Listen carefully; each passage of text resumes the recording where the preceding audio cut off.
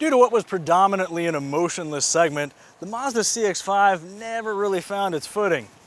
It was always a joy to drive and look at, but lacked some of the practical qualities of its more established rivals. So, is the second generation CX-5 a complete package?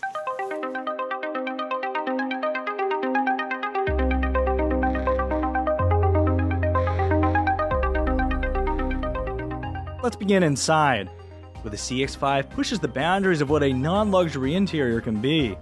From real French stitching across the dash and upper door panels, to well-cushioned knee and armrests, to elegant piano black trim pieces that scratch simply by looking at them the wrong way, the CX-5 interior looks and feels a class above, or two.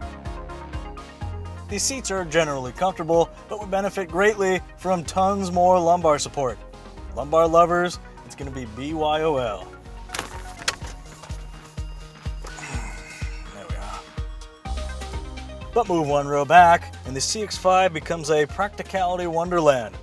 Here you'll find rear vents, reclinable seats, wide aperture rear doors that should make it a little bit easier to load and unload little ones, a height adjustable power liftgate, and cargo area seat releases for every seat.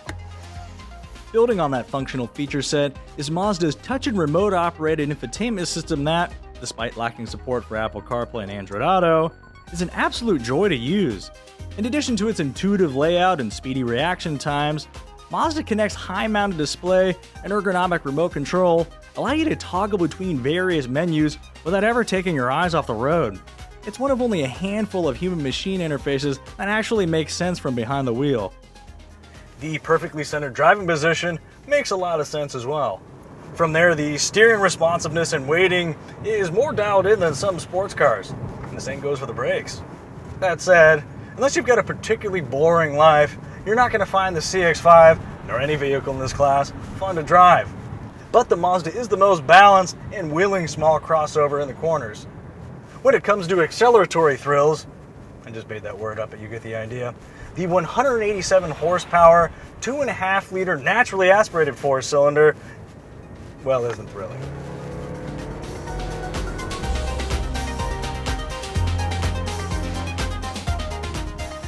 Never have I found myself frustrated by a shortage of power, but the CX-5 definitely handles at a much higher level than it accelerates. Even so, power is distributed and delivered smoothly, thanks in part to a smartly calibrated 6-speed automatic transmission and optional performance-oriented all-wheel drive system. In the interest of fuel economy, our all-wheel drive Testa returned 28.3 mpg on the highway at an average speed of 72 miles an hour. A respectable number indeed, but still nearly 3 mpg shy of the more powerful Honda CR-V. Under cruising conditions, ride quality is excellent. It's supple, compliant, but still lets you know what's going on down there, beneath the floor. Best of all, this cabin is actually quieter than some premium compact crossovers.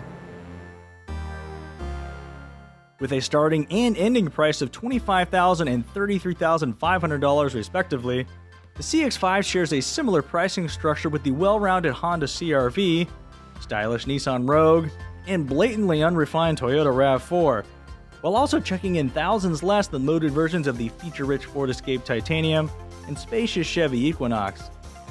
Bargain hunters might express a preference for the Subaru Forester, which undercuts most of the competition by at least $2,500 and includes all-wheel drive as standard fare.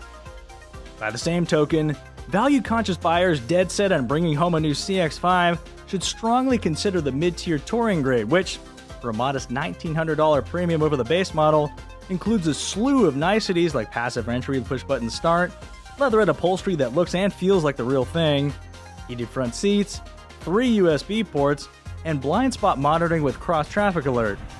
Loaded Grand Touring models add in 19-inch wheels that have but a nominal effect on ride quality, LED headlights, a superb-sounding Bose audio system, a heated steering wheel and heated rear seats, as well as active safety aids like adaptive cruise control with traffic jam support, pre-collision braking, and lane keeping assist, all of which transmit sensor data directly to the full-color head-up display.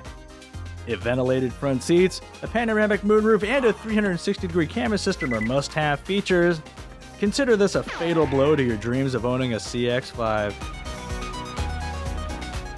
And while on the resale front, the CX-5 trails the Honda CR-V and Kia Sportage by a few percentage points, it is projected to retain slightly higher residuals than that of the Nissan Rogue, Toyota RAV4, and Ford Escape.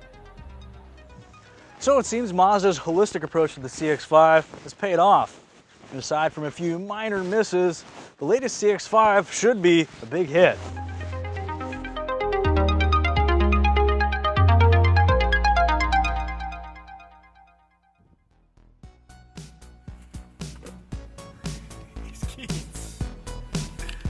Get out of the road!